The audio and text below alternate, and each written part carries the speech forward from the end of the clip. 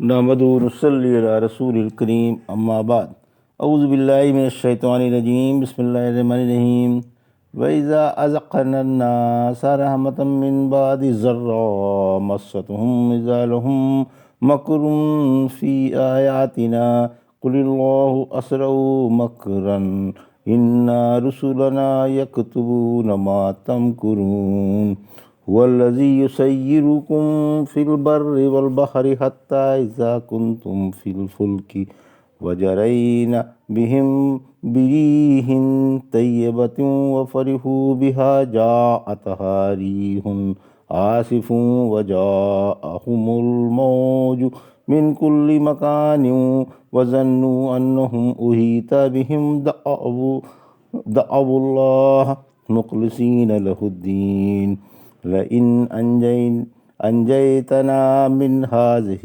لنكونن من الشاكرين فلما أنجاهم إذا هم يبغون في الأرض بغير الحق يا أيها الناس إنما بغيكم على أنفسكم متاع الحياة الدنيا ثم إلينا مرجعكم فينبئكم بما كنتم تعملون إنما مثل الحياة الدنيا كماء إن أنزلناه من السماء فاختلط به نبات الأرض مما يأكل الناس والأنعام حتى إذا أخذت الأرض زخرفها وزينت وظن أهلها أنهم قادرون عليها أتاها أمرنا ليلا أو نهارا فجعلناها حصيدا كأن لم تغن بالأمس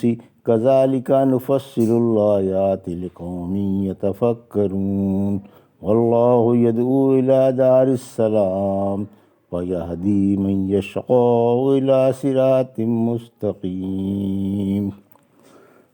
ابھی آپ نے سورہ یونس کی آیت 21 سے 25 کی تلاوت سماعت فرمائی۔ ان آیتوں کا ترجمہ اور تفسیر اس طرح ہے: وَإِذَا أَذَقْنَا النَّاسَ رَحْمَةً مِّن بَعْدِ ضَرَّاءٍ مَّسَّتْهُمْ إِذَا لَهُم مَّكْرٌ فِي آيَاتِنَا قُلِ اللَّهُ أَسْرَعُ مَكْرًا إِنَّ رُسُلَنَا يَكْتُبُونَ مَا تَمْكُرُونَ۔ آیت 21: هُوَ الَّذِي يُسَيِّرُكُم فِي الْبَرِّ وَالْبَحْرِ حَتَّىٰ إِذَا كُنتُمْ فِي الْفُلْكِ وَجَرَيْنَ بِهِم بِرِيحٍ طَيِّبَةٍ وَفَرِحُوا بِهَا جَاءَتْهَا رِيحٌ عَاصِفٌ وَجَاءَهُمُ الْمَوْجُ مِنْ كُلِّ مَكَانٍ وَظَنُّوا أَنَّهُمْ أُحِيطَ بِهِمْ دعوا الله مخلصين له الدين لئن أنجيتنا من هذه لنكونن من الشاكرين۔ آیت 22: فلما أنجاهم إذا هم يبغون في الأرض بغير الحق يا أيها الناس إنما بغيكم على أنفسكم متاع الحياة الدنيا ثم إلينا مرجعكم فينبئكم بما كنتم تعملون۔ آیت 23۔ ترجمہ: جب ہم لوگوں کو تکلیف میں پڑ چکنے کے بعد اپنی کسی نعمت کا مزہ چکھاتے ہیں تو وہ ہماری آیتیں جھٹلانے لگتے ہیں۔ آپ جواب دیں کہ اللہ مکر کا بدلہ بہت جلدی دے دے گا۔ واقعی ہمارے قاصد تمہاری مکاریاں لکھ رہے ہیں، وہی تم کو خشکی اور تری کے سفر کراتا ہے، یہاں تک کہ جب تم کشتیوں میں سوار ہوتے ہو اور اپنے سواروں کو لے کر سازگار ہوا کے ساتھ چلتی ہے اور کشتی والے خوش ہوتے ہیں تو ان سے تیز ہوا ٹکراتی ہے اور کشتی والوں کو چاروں طرف سے موجیں آ کر گھیر لیتی ہیں، اور وہ خیال کر بیٹھتے ہیں کہ اب وہ گھیر لیے گئے تو وہ اللہ سے خالص عقیدے کے ساتھ دعائیں مانگتے ہیں کہ اے اللہ، اگر ہم کو اس مصیبت سے بچا دے تو ہم تیرا شکر ادا کیے بغیر نہ رہیں گے۔ پھر جب اللہ انہیں بچا دیتا ہے تو یہ ناحق دنیا میں ادھم مچاتے پھرتے ہیں۔ لوگو، تمہاری بغاوت کا وبال تمہیں پر پڑے گا۔ اس دنیوی زندگی میں تھوڑا سا فائدہ اٹھا لو، تمہیں ہمارے پاس ہی لوٹ کر آنا ہے، پھر ہم تمہیں تمہارے عمل جتائیں گے۔ یہ تھا ترجمہ سورہ یونس کی آیت 21 سے 23 کا تفسیر۔ آیت 21: انسان عیش و آرام میں اکڑ جاتا ہے۔ جب لوگوں کو تکلیف کے بعد آرام، دکھ کے بعد سکھ، تنگ دستی کے بعد فراخی، پریشانی کے بعد اطمینان، گرانی کے بعد ارزانی اور قحط سالی کے بعد بارش کی فراوانی نصیب ہوتی ہے تو اکڑ جاتے ہیں اور ہماری آیتوں کو نہیں مانتے، بلکہ ان کا مذاق اڑانے لگتے ہیں اور بجائے شکر کے ناشکری اور ناقدری پر اتر آتے ہیں۔ پھر فرمایا کہ اللہ سخت مکر والا ہے، یعنی اللہ مجرموں کو اس طرح سے ڈھیل دے دیتا ہے کہ یہ سمجھ بیٹھتے ہیں کہ ہم پر عذاب نہیں آئے گا، آنا ہوتا تو آ جاتا، حالانکہ اللہ کی دی ہوئی ڈھیل میں ہوتے ہیں۔ پھر اللہ اچانک بے خبری میں پکڑ لیتا ہے۔ اللہ کے لکھنے والے بزرگ فرشتے انسان کے اچھے اور برے ہر طرح کے عمل لکھ رہے ہیں اور کوئی عمل بھی لکھے بغیر نہیں رہتے۔ پھر ان عملوں کو اللہ کے سامنے پیش کر دیتے ہیں جو ہر چھپی کھلی چیز سے خبردار ہے۔ پھر اللہ انہیں ہر چھوٹے بڑے عمل کا پورا بدلہ دے گا۔ آیت 22، یعنی فضائی، بری اور بحری سفر اللہ ہی اپنی نگرانی میں کراتا ہے۔ پھر ایک وقت ایسا آتا ہے کہ ہوا سازگار ہو جاتی ہے اور کشتی مسافروں کو لے کر پانی کا سینہ چیرتی ہوئی تیزی سے آگے بڑھتی ہے۔ مسافر مناظر کی دل فریبیوں سے حشاش بشاش نظر آتے ہیں اور خوش و خرم اور ہنستے کھیلتے ہوتے ہیں کہ اتنے میں سخت مخالف ہوائیں چلنے لگتی ہیں، کشتی ڈاواڈول ہو جاتی ہے، خوفناک موجوں میں پھنس جاتی ہے، سمندر اس پر الٹ پڑتا ہے اور مسافروں کو یقین ہو جاتا ہے کہ اب ہلاک ہو جائیں گی۔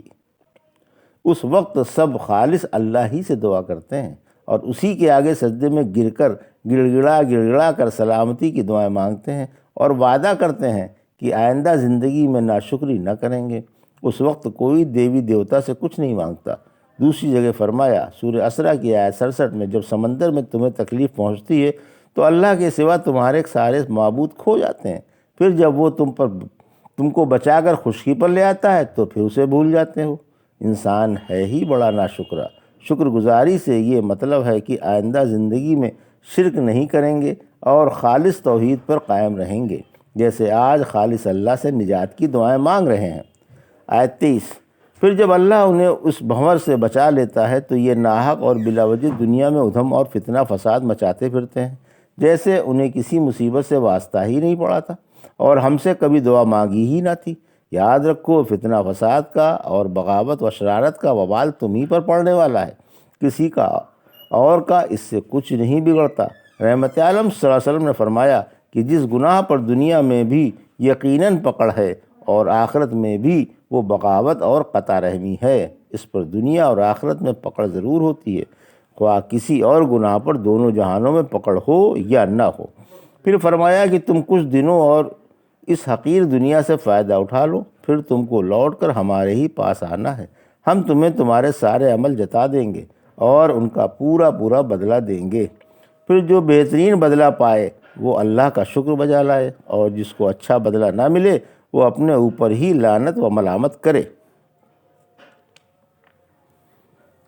انما مثل الحیات الدنیا کماء انزلناه من السماء فاختلط به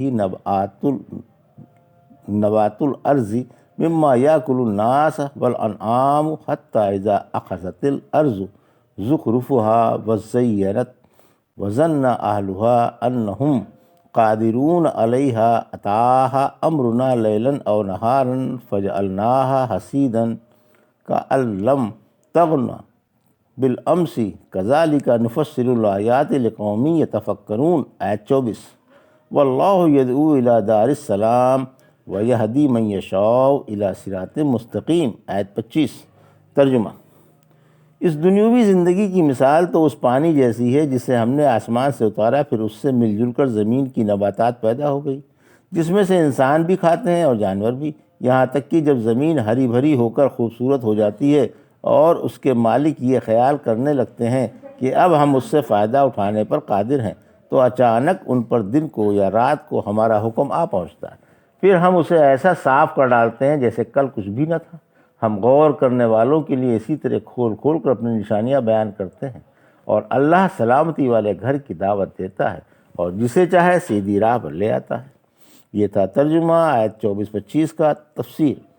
آیت 24، دنیا کی بہار کی، اس کی چند روزہ رونق کی اور اس کی 2 گھڑی کی چاندنی کی، پھر جلدی ہی اس بہار کی مرجھا جانے کی، رونق کے کافور ہو جانے کی خوبصورتی کے فنا ہو جانے اور بے رونقی کے چھا جانے کی مثال، یعنی دنیا کی بہار و خزاں کی مثال نباتات سے دی جا رہی ہے کہ آسمان پر جھوم جھوم کر گھٹائیں چھائیں، دھوئیں دار بارش ہوئیں، زمین نے پانی جذب کیا اور چند دنوں میں زمین پر سبزی کا مخملی فرش بچھ گیا۔ اس پر طرح طرح کی گھاس، قسم قسم کے چارے، وضع وضع کے اناج، رنگ برنگ کے پھل اور بھانت بھانت کے باغات نظر آنے لگے۔ انسان کے کھانے پینے کے لیے طرح طرح کی چیزیں اور جانوروں کے چرنے کے لیے قسم قسم کی ہری ہری گھاس پیدا ہو گئی۔ جدھر جدھر دیکھو سبزی ہی سبزی دکھائی دینے لگی۔ ادھر کا کاشتکار اچھل رہے ہیں کہ اب کہ پیداوار خوب ہوگی، ادھر باغوں کے مالک پھولے نہیں سماتے ہیں کہ اب کے تجوریاں بھر جائیں گی۔ اتنے میں اچانک بگولے اٹھتے ہیں اور تیز تیز آندھیاں چلنے لگتی ہیں، آسمان سے بے پناہ اولے برستے ہیں، یا جاڑوں میں غضب کی برف باری ہوتی ہے، اور باغوں اور کھیتوں میں پھلوں اور دانوں کا تو ذکر ہی کیا ہے۔ درختوں پر پتے بھی نہیں رہتے، جڑیں تک جھلس جاتی ہیں، درخت زمین پر اوندھے منہ آ گرتے ہیں، پھل سب جھڑ جاتے ہیں، رونق کے بجائے بے رونقی چھا جاتی ہے، باغ و کھیت ایسے معلوم ہونے لگتے ہیں جیسے کبھی تھے ہی نہیں۔ در حقیقت جو چیز ایسی ناپائیدار ہو کہ کل تو اس کا وجود تھا مگر آج نہیں، اس کا ہونا نہ ہونا برابر ہے۔ اللہ نے تباہ ہونے والی قوموں کے بارے میں سورہ ہود کی آیت 94-95 میں فرمایا، یہ اپنے گھروں میں گھٹنوں پر پڑے کے پڑے رہ گئے جیسے یہ کل تھے ہی نہیں۔ پھر فرمایا کہ ہم غور کرنے والوں کے لیے اسی طرح اپنی آیتیں کھول کھول کر بیان کرتے ہیں تاکہ وہ اس مثال سے دنیا کی ناپائیداری اور سرعت فنا کا اندازہ لگائیں اور عبرت حاصل کریں۔ کہیں اس چند روزہ دنیا کے چکر میں پھنس کر آخرت برباد نہ کر بیٹھیں اور اس چلتی پھرتی چھاؤں کو پائیدار نہ سمجھ لیں۔ اس چند روزہ دنیا کا مزاج الٹا ہے، جو اس کے پیچھے پڑتا ہے اس سے یہ بھاگتی ہے، اور جو اس سے بھاگتا ہے اس کے یہ پیچھے پڑ جاتی ہے۔ اپنے عاشقوں سے بھاگتی ہے اور ٹھکرانے والوں سے لپٹتی ہے، طالبوں سے دور رہتی ہے اور نفرت کرنے والوں سے چمٹتی ہے۔ اللہ نے قرآن میں کئی آیتوں میں دنیا کی مثال نباتات سے دی ہے۔ سورہ صف کی آیت 45 میں فرمایا، آپ ان کے سامنے دنیا کی مثال بیان فرمائیں، جیسے ہم نے آسمان سے پانی اتارا، پھر اس سے مل جل کر نباتات پیدا ہو گئی، پھر وہ اس طرح ریزہ ریزہ ہو گئی کہ اب ہوا میں اڑی اڑی پھرتی ہے، اور اللہ ہر چیز پر قادر ہے۔ اسی طرح سورہ زمر اور سورہ حدید میں دنیا کی مثال نباتات سے دی گئی ہے۔ آیت 25، سدا بہار و پائیدار نعمتوں کی ترغیب۔ اوپر والی آیت میں دنیا کی ناپائیداری اور اس کی سرعت فنا کا بیان تھا، یہاں جنت کا شوق دلا کر سدا بہار بہاروں کی دعوت دی جا رہی ہے۔ جنت کو سلامتی والا گھر اس لیے کہا جاتا ہے کہ وہاں جنتی ہر طرح سے سلامت رہے گا، وہاں کوئی دکھ یا تکلیف یا پریشانی یا الجھن نہیں ہے، بلکہ آرام ہی آرام، راحت ہی راحت اور سلامتی ہی سلامتی ہے۔ جنت آفتوں، کمیوں اور زوال سے پاک ہے۔ رحمت عالم صلی اللہ علیہ وسلم نے فرمایا، قیامت کے دن دنیا کے سب سے زیادہ خوشحال شخص کو، جس کی ہمیشہ ناز و نعمت میں پرورش ہوئی تھی، لایا جائے گا اور اسے دوزخ میں ایک غوطہ دے کر پوچھا جائے گا کہ تجھے کبھی آرام بھی نصیب ہوا تھا، یا کبھی تو نے کوئی نعمت بھی دیکھی تھی؟ یہ کہے گا کہ میں نے کبھی کوئی نعمت نہیں دیکھی اور نہ مجھے کبھی آرام نصیب ہوا۔ اسی طرح دنیا کے سب سے زیادہ بدحال و تنگ دست کو لا کر جنت میں ایک غوطہ دے کر پوچھا جائے گا کہ تو نے کبھی تکلیف اٹھائی تھی؟ یہ جواب دے گا کہ میں نے کبھی کوئی تکلیف نہیں اٹھائی، میں تو ہمیشہ عیش و آرام ہی میں رہا۔ روزانہ سورج کے طلوع ہونے کے وقت سورج کے دائیں بائیں دو فرشتے یہ اعلان کرتے ہیں، جسے انسانوں اور جنوں کے سوا ساری مخلوق سنتی ہے، کہ لوگوں اپنے رب کی طرف لپکو، جو چیز تھوڑی سی ہو اور کفایت رہ جائے وہ اس بہت سی چیز سے اچھی ہے جو غفلت میں ڈال دے۔ ابو درداء رضی اللہ عنہ فرماتے ہیں کہ اسی نصیحت کا بیان اس آیت میں ہے۔ یہ تھا سورہ یونس کی آیت 21 سے 25 کا ترجمہ اور تفسیر جو بھی آپ نے سماعت فرمائی۔ بارک اللہ لی و لکم فی القرآن الحکیم و نفعنا ایاکم بآیات الذکر الحکیم۔